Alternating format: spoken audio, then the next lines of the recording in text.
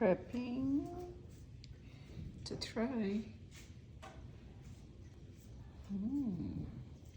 Gotta wait a few seconds.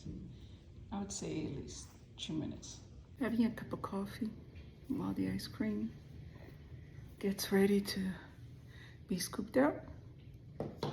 How are you guys doing? What are y'all gonna do for the 4th? It's ready. I'm gonna give it a try. It is consistency of ice cream.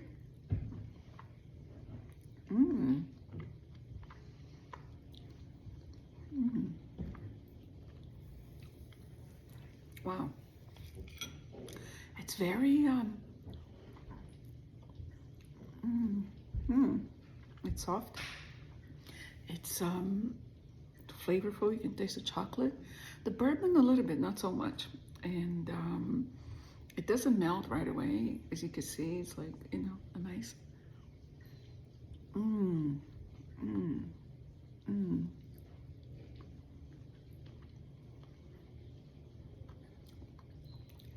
I would add a little bit more chocolate next time, and maybe some chocolate chips.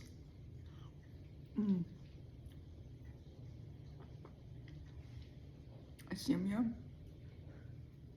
Carla approved.